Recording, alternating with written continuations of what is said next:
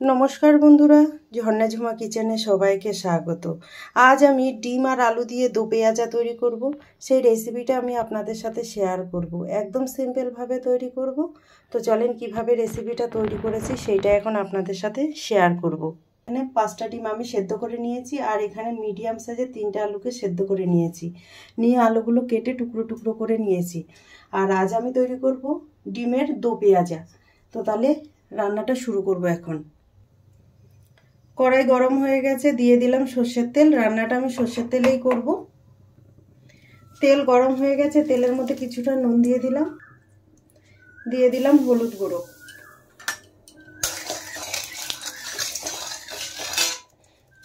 এখন আমি ডিমগুলো দিয়ে দেবো, সেদ্ধ ডিমগুলো ভালো করে ভেজে নিতে হবে।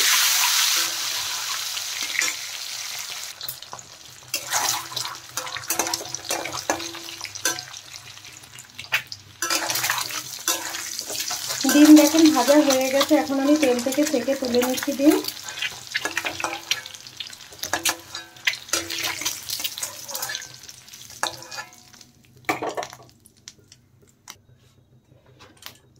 আমি প্রথমে পেঁয়াজ ভেজে নেব। পেঁয়াজ একটু দেখেন, দু পেঁয়াজা করার জন্য এতে পেঁয়াজ বড় বড় করে কেটে নিয়েছি। আর আলুগুলো দিয়ে দেবো, সেদ্ধ করা আলু। পেঁয়াজ আর আলু ভালো করে ভেজে নেব প্রথমে।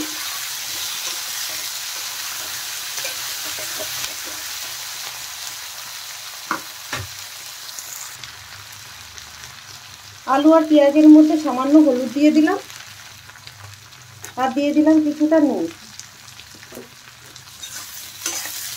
ভালো করে ভেজে নেব এখন নেড়ে চেড়ে।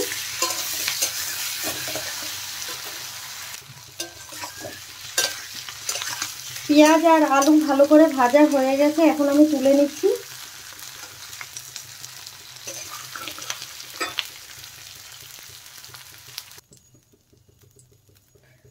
খুব সামান্য দেখেন তেল দিয়ে দিলাম।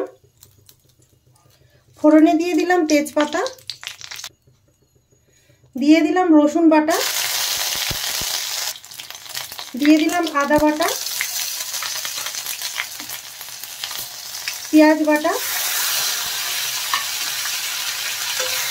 ভালো করে মশলা একটু কষিয়ে নেব।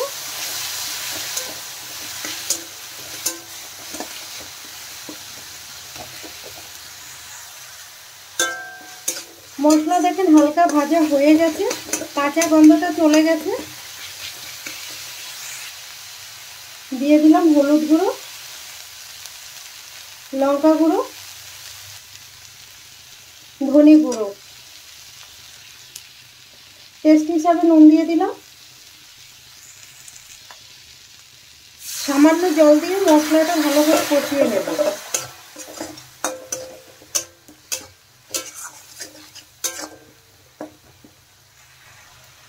এখন আমি দিয়ে দিলাম টমেটো পিউরি বা টমেটো বাটা। নেড়ে চেড়ে কষিয়ে নিতে হবে ভালো করে।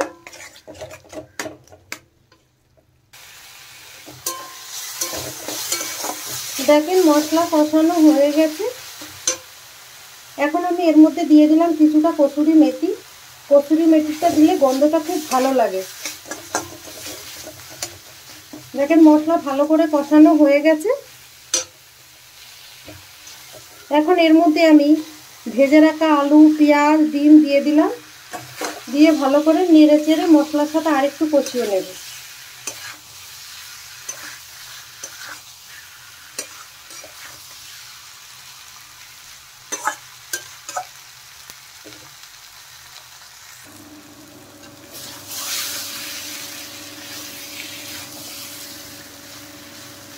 দেখেন মশলার সাথে ভালো করে কষানো হয়ে গেছে, এখন আমি জল দিয়ে দেব।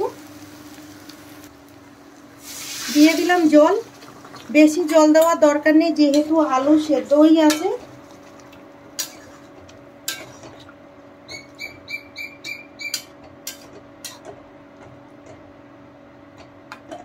এখন ভালো করে ফুটিয়ে নেব।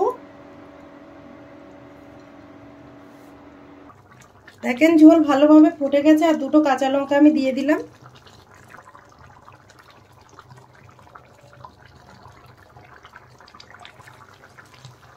দিয়ে দিলাম গরম মশলা গুঁড়ো,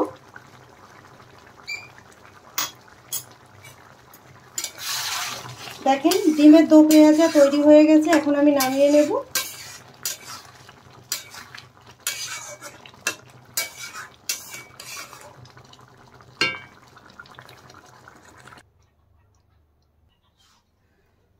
এখন আমি দেখেন বাটিতে নিয়ে নিলাম। তো আমার ডিম আলুর এই দো পেঁয়াজা রেসিপিটা যদি আপনাদের ভালো লাগে তাহলে আমার চ্যানেলটাকে সাবস্ক্রাইব করবেন, লাইক করবেন, কমেন্ট করবেন আর অবশ্যই শেয়ার করবেন। আমি যেইভাবে ডিমের দো পেঁয়াজাটা তৈরি করেছি প্লিজ আপনারা এইভাবে বানিয়ে খেয়ে আমাকে কমেন্ট করে জানাবেন। ভিডিওটা দেখার জন্য আপনাদের ধন্যবাদ।